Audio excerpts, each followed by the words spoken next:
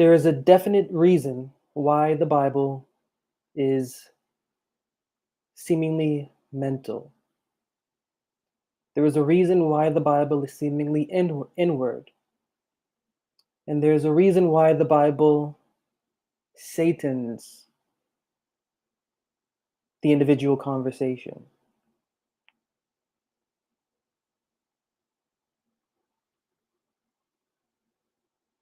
What I have highlighted here in the chat briefly, the book of Corinthians and the book of Job, because moving on from last week and the discussions that I've had since last Tuesday, completely reminded of 1 Corinthians 9:27, which is I keep under my body and I bring it into subjection. Job 22:21 and 22, acquaint now thyself with him and be at peace. Receive now, I pray thee, the law from his mouth. Lay up his words in your heart. And I'm saying that these two verses here are relevant, and especially for what I will say in this moment, is because the past weeks and the past months I've been discussing the Exodus and the journey from the Exodus and what that means, and the philosophy behind that journey, and what that philosophy means to what is ahead of that journey, or what is beyond that journey, which is a solitary experience.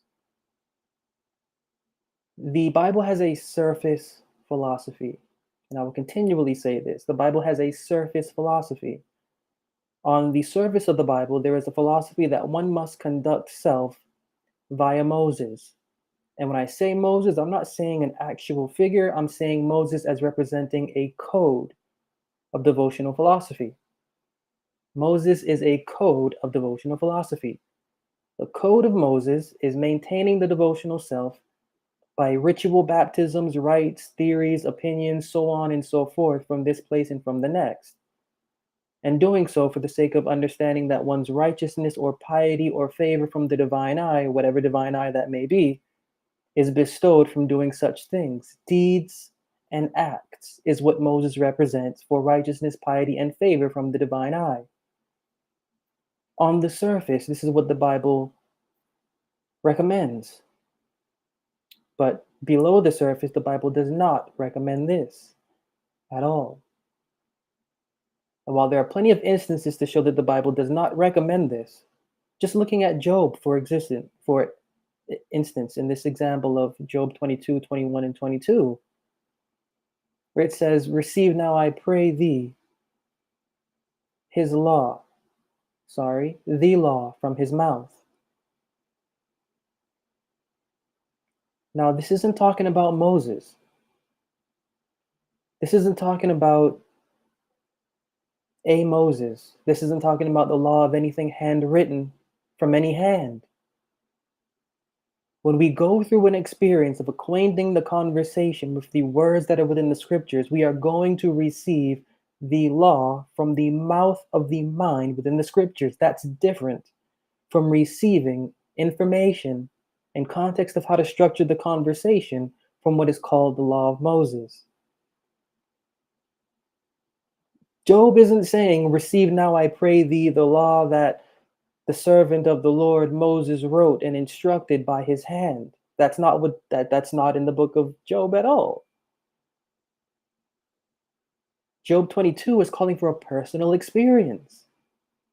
Job 22 is calling for a personal experience.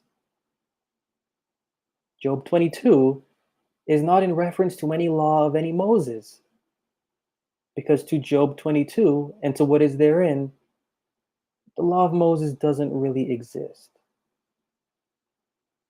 Follow the structure of Job, the entire book. It is not about following the commandments.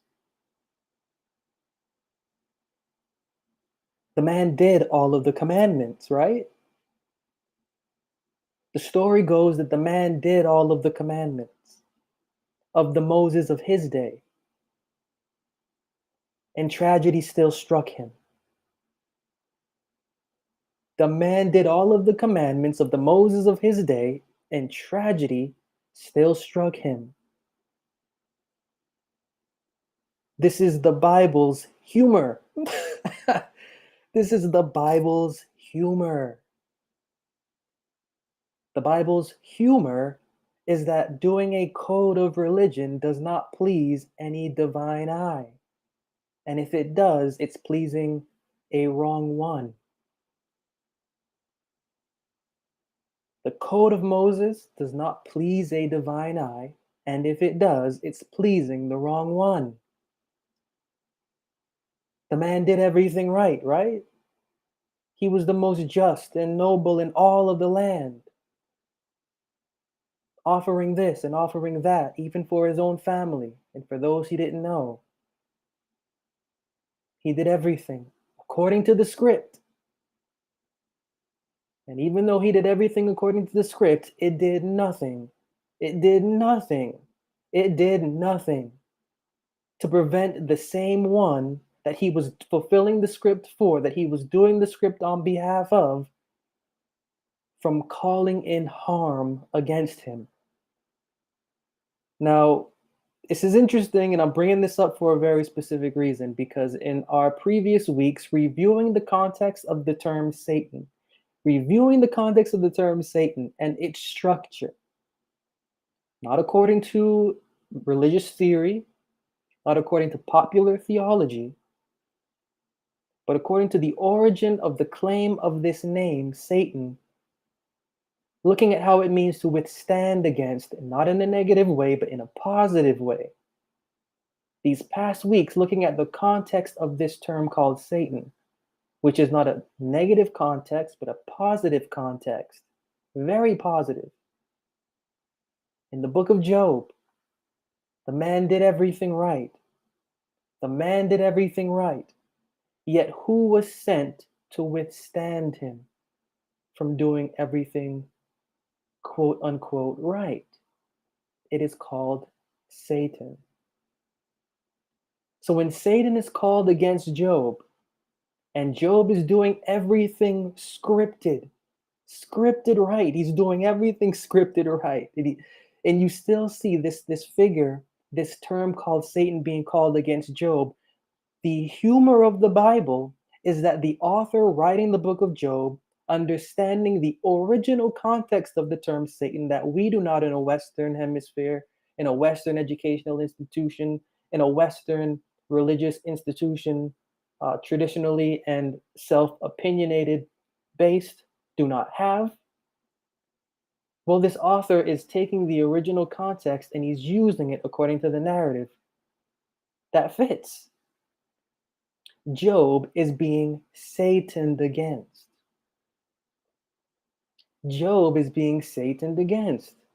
Satan is only called, or should I say, the energy of withstanding against the individual conversation is only called when the individual is not doing what is right according to the living God.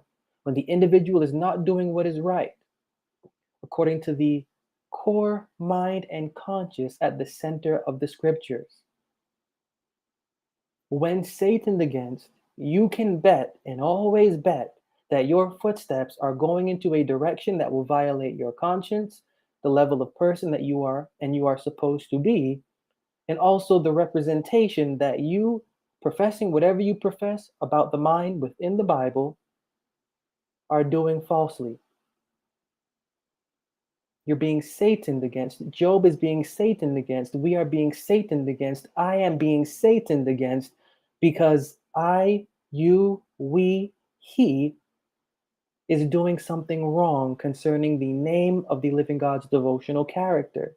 So Job did everything right and was Sataned against, which means Job was actually doing everything wrong. And that's what this book is about. The humor of the Bible is that it lets you know what's wrong first off by making it appear to be right. The humor of the Bible is that it lets you know everything that's wrong first off before letting you know that it is wrong secondarily and then what is primarily supposed to be right.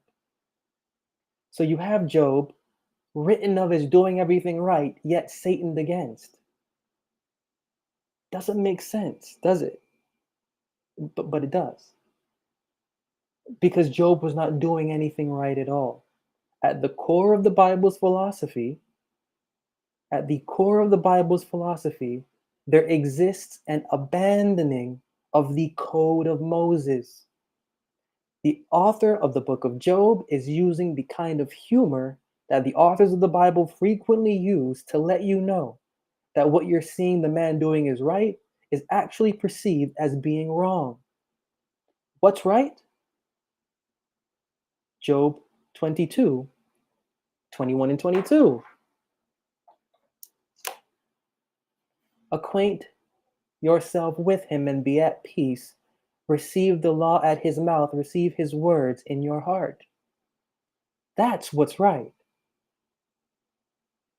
See, you can follow the code of Moses. You can follow the code of a Moses all day and all long, and that's not going to prevent anything from happening to you because they're not really real.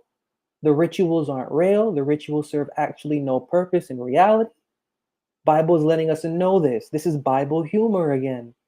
They serve no purpose in reality except to convince you and your conscience that it is. And I've gone through the verses of Peter saying that what is called baptism is not an actual thing, but is only good for the conscience, yet does nothing for the actual mind within the body. It's actually useless, but it is a deceptive thing for the mind. Job had to learn that lesson about the offerings and the sacrifices to his deity. They did nothing and they meant nothing. But what meant everything was receiving something within his heart and something within his mind that was disconnected, that had nothing to do with what was handwritten that he was told to do or that he was trained to believe is right to do. That's Bible humor, and that's why I love the Bible. Bible humor. It's educational. Now I have this illustration here from Job coupled with 1 Corinthians 9:27, but I keep under my body and bring it into subjection because that's the second lesson that the Bible here is teaching. When one is Sataned, one is being trained and disciplined on how to manage self. See, the Bible wants to give back humanity to the human being. The Bible wants to give mastery to self. The Bible wants to empower the human being. But none of this can happen. None of this can happen when they are following a code of do's and don'ts, when they are following a code of deeds and acts, when they are following a code manipulating their actions and their behaviors. See, the book of Job is actually the core philosophy of the Bible. The book of Job is actually the core philosophy of the Bible. At the heart of the Bible is a code of philosophy of not gaining righteousness by the religious law, because there's no such thing. The author writing the book of Job knows that. Author writing the book of Job knows that. And they also know what is more valuable than the code of Moses or than the code of a Moses. And that is growing acquainted with the words that are within the scriptures. Growing acquainted with them so that you then cannot hear the law from a man's mind, so that you can no longer hear the law from your own mind, but so that you can hear the law from the living God's mouth.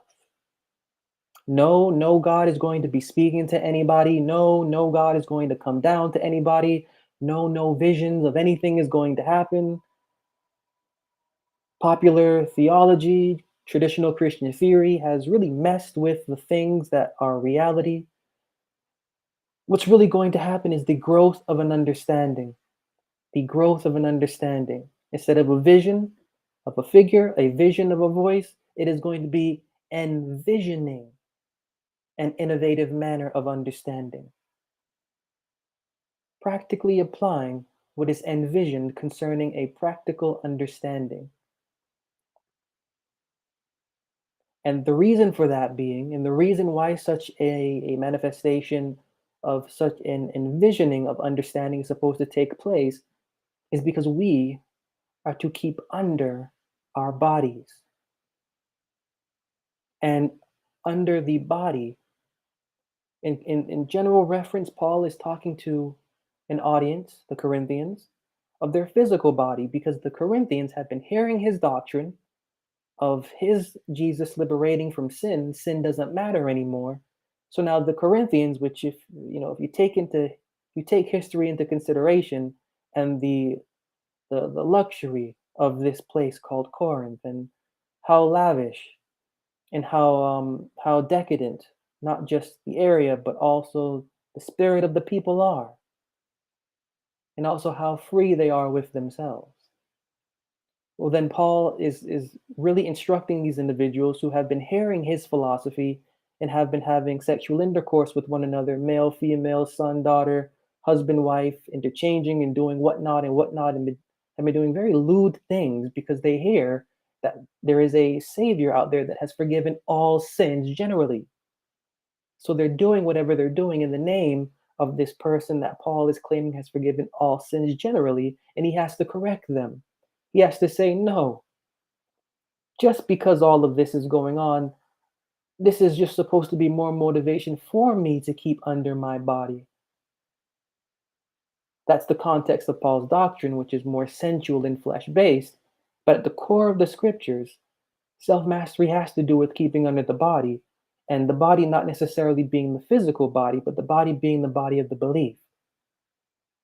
It is for us to learn how to keep under the body of our belief, meaning how to discipline the mind within the body of our belief, which will want to wander this way and that way, to this thing and to that thing, as it hears and as it is stimulated.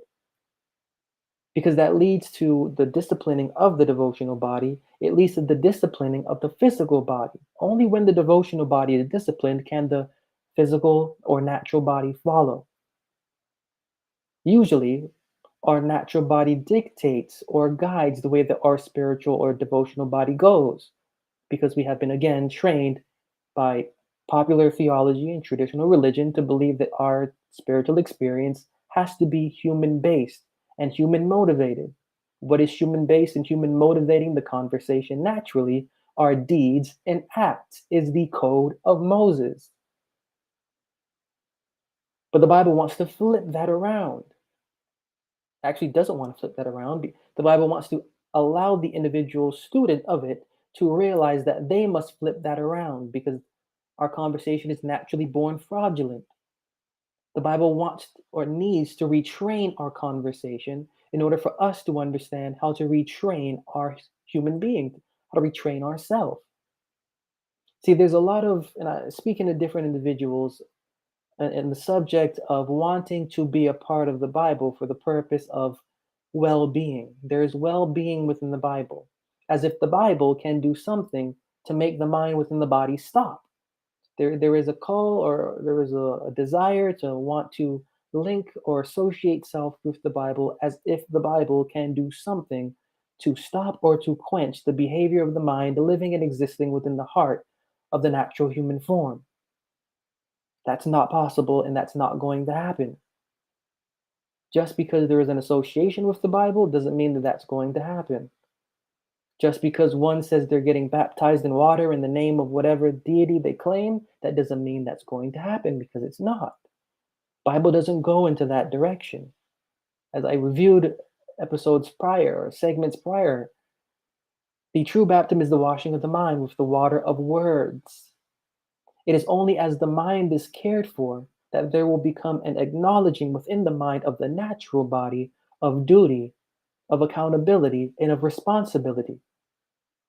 If this isn't taking place, we cannot and should not expect our natural body to be mindful of its atmosphere, because it won't. But the Bible is so hard, not on our natural body, but on the body of our belief. The Bible is so hard on the body of our belief, because the mind within the scriptures know that at the end of its hardness, at the end of that hardship, there is self-mastery for humanity. And I'm not saying humanity as in mankind, I'm saying humanity as in the reclaiming or the giving back to the human being Sense. Sense. That's all the Bible wants to give is sense.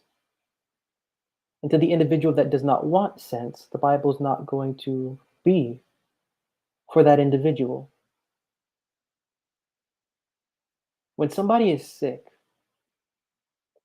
and you know somebody is sick, and sick in the context of they have been abusing their body, they take that person and they put them away in a room with nothing in that room, just them. It's just the person and themselves. And eventually, it's going to be the person battling the symptoms of withdrawal within themselves. It's the person with themselves. This is the way that the Bible goes about things. Our conversation, again, I've repeated it many times, and you really can't keep repeating it until it is an individual realization, because then it's just going to sound like you're just repeating it. But and I've also shown it, you really can't grasp the truth or the true meaning of anything until you actually experience it personally. And it is my hope in everything that I do put out that a personal experience with these things within the scriptures takes place. But the Bible and the core of the Bible's philosophy and the intention behind the Bible's philosophy is to get the individual conversation by itself, with itself, nothing else around it, except a room filled with words.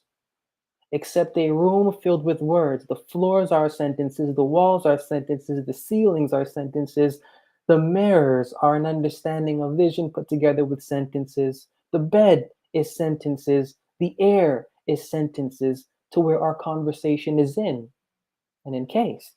This is where the Bible wants our conversation to be, in a room by itself, with words. Words at the core of the Bible to grow acquainted with. Because the conversation is not supposed to, at a certain time. Sure, born into the religious world, we have laws of Moses framed around deities and such. And let that be cool for the beginning mind. But eventually that's going to stop being cool. And the human being is going to hunger for more. The mind is going to hunger for more. And we kind of generally do two things. In the hungering for more, we go door to door, house to house, meaning website to website, pastor to pastor, video to video, looking to quench the hunger that is within while still continuing to be so hungry. Or the other option is to go to the source, which is the scriptures, and search therein. Now, to the individual willing to do the second option, well, that is an individual that the Bible's mind sees is ready and willing to receive humanity to their human being and to receive sense to the mind within their body and to the mind within their devotional body. The Bible is going to attack the devotional body first because the body that you cannot see has more of a time struggling in this world and realm and universe of what is seen. To be able to harness, to be able to grasp the self of the devotional conversation amidst all of the physical implications against it within the religious world and within the physical world and within the secular world will develop a level of fortitude that the individual human being will be thankful for years later. Because it is during that time of struggle, again, going back to the example of the Exodus, it is during that time of solitude, that you begin to acquaint self with the words that are within the scriptures to hear the law at the mouth of the mind within them. Again, no literal voice will be heard. It's not how things work. An understanding will be discerned, an understanding will be acquired, an understanding will be gained. Understanding is what will be heard. And this will not be what the code of Moses is or what a code of Moses is.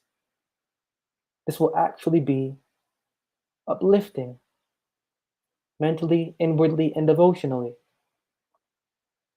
Uplifting mentally, inward, and devotionally, it will be educational also, adjusting the conversation to be a guide and a counselor to the mind within the natural human frame. That's what all of this is for and about. And so, more than having the physical body believe that it is under subjection,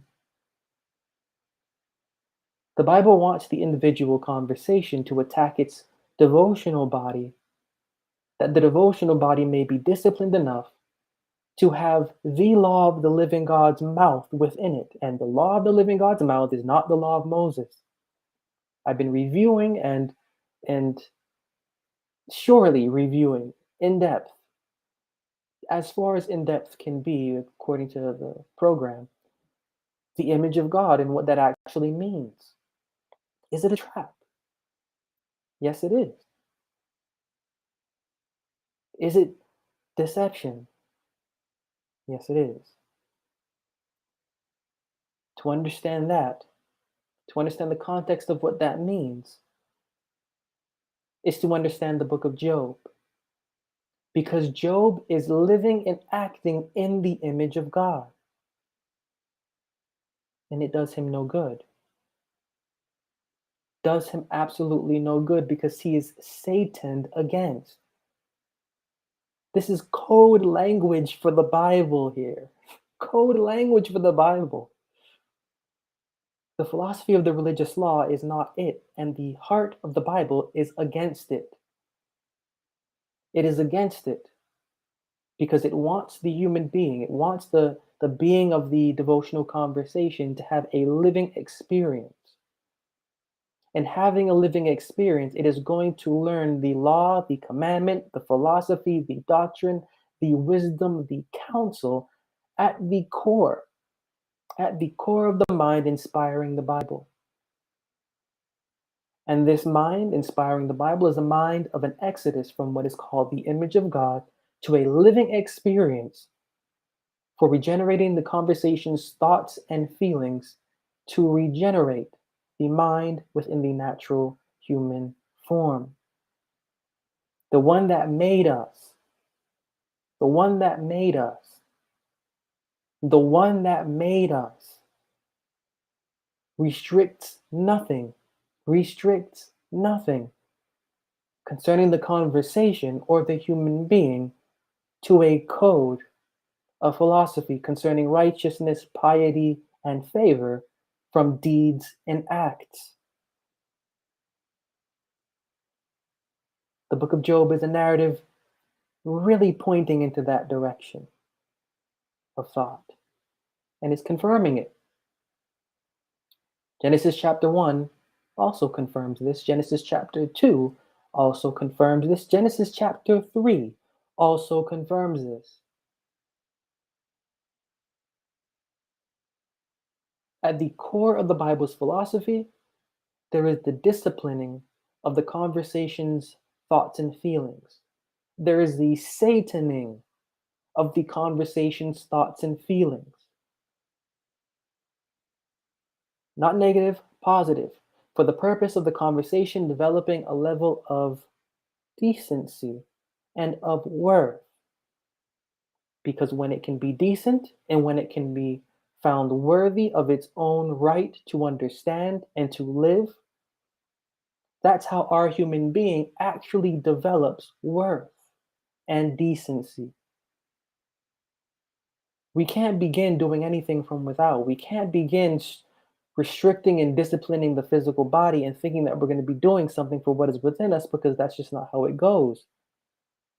What we see is physical, but what we see is an illusion. There's nothing physical about us. What is within us needs the structure in order for what is without us to execute it. And the Bible lets us know that once we can get what is within us concerning our devotional conversation in check, that discipline, it will cause a ripple that will surface out, that will surface out to our inward mind within the human form, within our human form.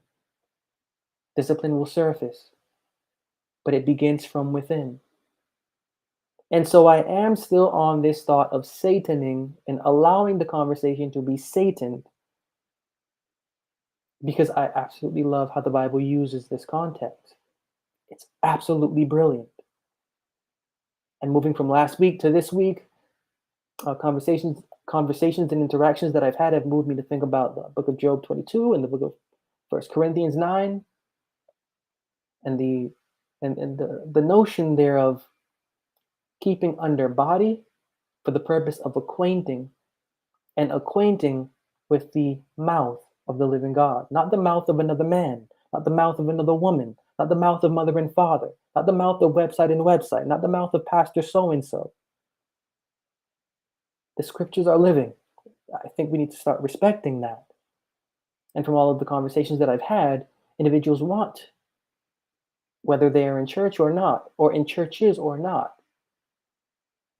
to understand how to respect the scriptures and what the respect of the scriptures actually is.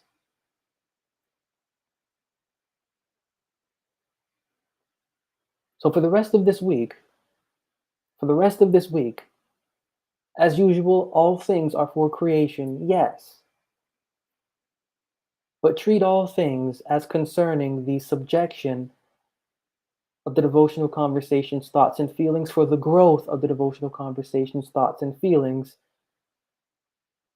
through hearing, understanding. Because at the end of all of this, the Bible is really tough, really hard on the conversation's mind, but only for the purpose of empowering the human being and for the devotional conversation's mastery of itself. So in all things that we go through this week, as I will do with you, keep those things in mind, and just as you go through the experiences, review them. Review them for the purpose of, one, creation, but two, of the discipline necessary to be able to hear what the words of the scriptures are actually saying.